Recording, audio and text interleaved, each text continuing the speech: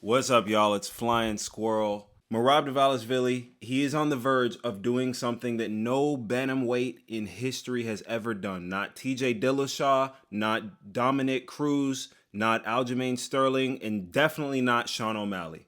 Okay? Because if Merab Dvalishvili beats Petr Yan again this December, this fight will literally rewrite bantamweight history books. And I'm going to show you how in this video. Now, I was sitting, it's a nice Sunday afternoon. I just ate a meal that's probably going to constipate me next week.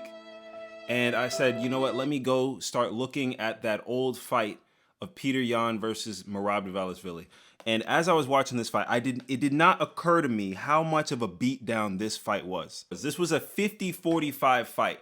Merab Dvalishvili, I've never seen someone make Petr Yan look like a helpless little boy.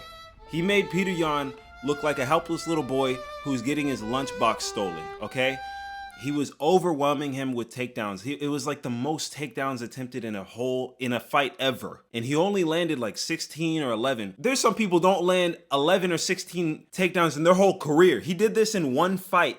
Petr Yan had no idea what to do. He was like, what is going on? It was like being attacked by a pit bull. Why are you running? Right now, he's champion. And he's been on a crazy run, even before he was champion. When he was waiting in the green room for his buddy Aljamain Sterling to move up to featherweight. Once Merab became the champion at bantamweight, it just got kind of serious, man. He's been showing levels. He's been showing that no one can stand with him. No one can fight with him. No one can stay with him for the 25 minutes. Just recently, he fought Corey Sandhagen. He got the most takedowns in one fight against Corey Sandhagen. Another 45-50 fight. Before this, he was the cardio guy. Before this, he was the Georgian machine. He was the guy everyone respected. The night of the Sandhagen fight was the night that Merab went from like the problem to just, okay, this is a nightmare. This is an issue. This is a situation that we are in right now, okay? Because Merab is doing this to everybody and he's making it look a little bit too easy. No matter who we throw at him. These guys are not slouches. Sandhagen is not a slouch. Petr Yan is not a slouch. Merab hasn't fought a slouch in 20 years, it seems like. I don't know if he's ever fought a slouch, but he does this to everybody. And so the division now, we're asking a question like, what do you do with the guy who doesn't get tired, who doesn't get hurt, who doesn't stop? What do you do? Now, the narrative has been, oh, this guy, he's on the way to be the bantamweight GOAT. A lot of people were saying he's the bantamweight GOAT at Sandhagen's fight. Right now, if he beats Petr Yan again, he is 100% the bantamweight GOAT. He has not lost his momentum at all. And it will be scary. Like, imagine if he does the same thing to Petr Yan. Also, here's the thing about Petr Yan. We see him as a striker. We see him as, I'm so sick and tired of people saying he has the deepest bag in the division. He does, okay? But stop using that term for just him, okay? Other people have bags, bro. I want y'all to look at these stats right here of when Merab fought Petr Yan. Because most people only look at the takedowns. Oh, he attempted 49 and he got 11. And people can look at that and say, oh, what? He sucks, dude. He only got 11. Hey, how many significant strikes did he land on Petr Yan? Do you guys see that number? Do you guys see that number? You see how many he attempted? He threw 400 strikes. He landed 200. He threw 49 takedowns and he got 11. Okay? He had 6 minutes of control time. This was one of the worst beatings that we've ever seen in the UFC statistically. 50-45. He outstruck Petr Yan. Petr Yan, guys. Petr Yan. Petr Yan, who you guys act like he's Bruce Lee, okay? You guys act like this man is the second coming of Ken from Street Fighter. Have you said thank you once? If he's not seen as the bantamweight GOAT right now, like the gap between him and all the other greatest bantamweights, and we're going to look at those greatest bantamweights in a second, he's going to make that gap so large that we're not going to be able to like mention anybody else next to him. Okay, that we are literally in the present day, we are witnessing a GSP, we are witnessing an Anderson Silva, we are witnessing another John Jones. In the present day, we're watching that, and it's in Merab Dvalishvili. And just because he doesn't knock people out, and because he likes doing takedowns, and because he has a funny name, sandwich. A lot of people are late to the party. Hey, if you're not late to the party, if you're not late to the Merab Dvalishvili party, comment down below. Let me know. Because I've been on this guy's... Okay, that's not a good way to start a sentence. I've been a fan on this guy for a while. But why is the rematch so much bigger? It's because this time is different. Petr Yan, he lost that fight. He lost the Aljo fights. And he's gone away for 2 years. He's rebuilt himself. Petr Yan is the hardcore's favorite bantamweight. That's what he is. It's like he's not popular enough to be mainstream, but he's good enough to make you sound cool in a conversation, make you sound like you know what you're talking about. Hey, man. So he had a rebuild, man, against Song Yadong, Davison Figueiredo, Marcus McGee. What a great rebuild. Are you ready for Merab Dvalishvili again? I don't think you are, bud. I do not think you are. But if he is, him and Umar Nurmagomedov are the only people who can stop this Merab train. I mean, okay, first off, I'm not going to waste these nice photos that I spent time copy and pasting from Google into this slideshow. Okay, these are some guys that he's also beaten. Some champions. I just scrolled past 2 Hall of Famers that he was picking up like a bag of apples from the supermarket. This man is the GOAT, man. This man is the GOAT, and he's about to put himself... Okay, let me shut up, and let me just get to the point. I think you understand what I'm getting at. Let's compare him to the other guys. So TJ Dillashaw is the only person who has more title wins than Merab Dvalishvili.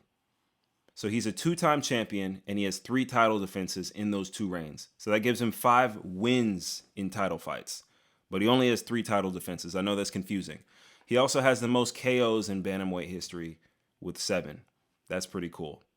But unfortunately, he did roids. Get him out of here! So that kind of tarnishes his legacy. Let's go to the next guy. What a lot of people, a lot of hardcores, a lot of old heads like to call Dominick Cruz the GOAT of the bantamweights. He has 3 title defenses. He was also a 2-time champion.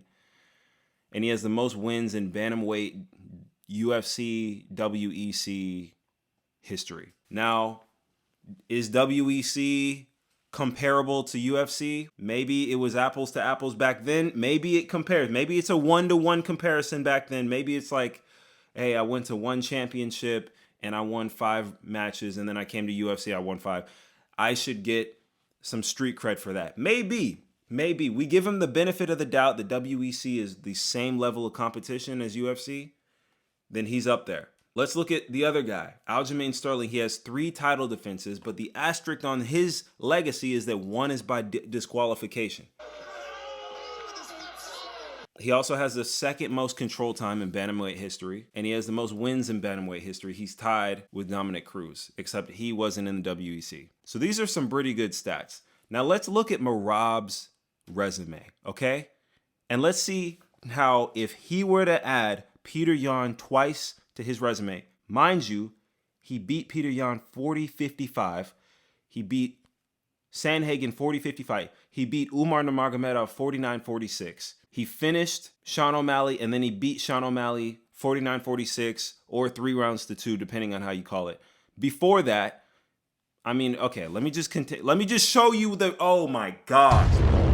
Okay, so he has 3 title defenses. That is the same amount of title defenses as all these guys.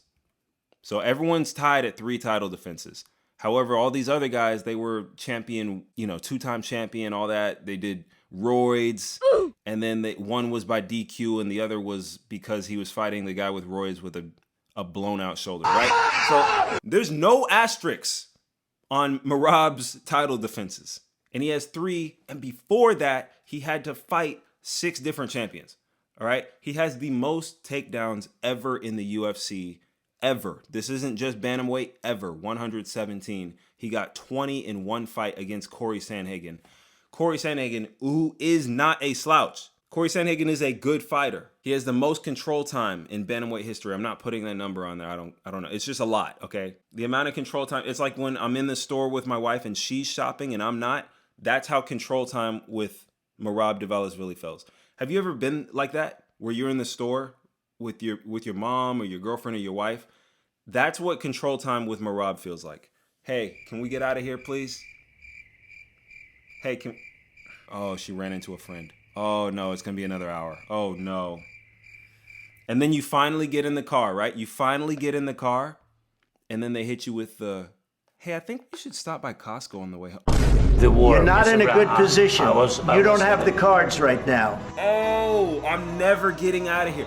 That's how Control Time feels with Merab Dvalishvili. Okay, longest win streak in Bantamweight history. He has 13 fight. He's on a 13-fight win streak. So with this next fight, he would have tied the most wins in Bantamweight history. Most unanimous decision wins in Bantamweight. So not only is he about to tie his buddy in Dominic Cruz, but they're all gonna be unanimous decision wins. And then the only ones that aren't unanimous decision wins is when he choked out not Corey Sandhagen, Sean O'Malley. Only UFC fighter to land 10 plus takedowns in 5 fights. Guys, like I said, there's fighters who don't have 10 plus takedowns in their whole career. He's done that in 5 separate fights. This guy's the GOAT. And when he beats, or if he beats Petr Yan, we'll see. I'm going to study some Petr Yan film. We'll see if Petr Yan has figured out a game plan, if Petr Yan has evolved during his rebuild. I don't know about it though, man. I think this man is inevitable. That is my video. I have a question for you guys though, okay? Happy Thanksgiving to all the American viewers. There's no fights this week, so it's garbage time in MMA YouTube right now. I have an idea. I really want to rank. On Juneteenth, I ranked the top black fighters. And this morning I was hanging out with this dude. He was a ginger. And he goes, man, I got this ginger energy, man. I don't need no coffee. And it just hit me like a ton of bricks. I need to do top 10 white boys in the UFC. Would y'all get mad if I did top 10 white boys in the UFC? Can I do that? Let me know if that's going to be a problem. Okay, if there's going to be anyone who's going to be offended, let me know if that's going to bother you. If it will not bother you, if you want to see top 10 white boys in the UFC, I think we're ready to do that. That's going to be our Thanksgiving week video. And then I'm going to show y'all my plate. Also, last year I showed y'all my plate and y'all roasted it, dude. Y'all said, oh no, Unc, this ain't it. Are you kidding me? Are you kidding me? Anyways, I'm yapping. Guys, let me know what you think. Let me know what videos you want to see during garbage time because we only have 2 more UFC events this year. So give me some ideas for garbage time between now and freaking January because I'm running out of stuff. All right. Thank you guys so much. I'll see you guys later. Peace.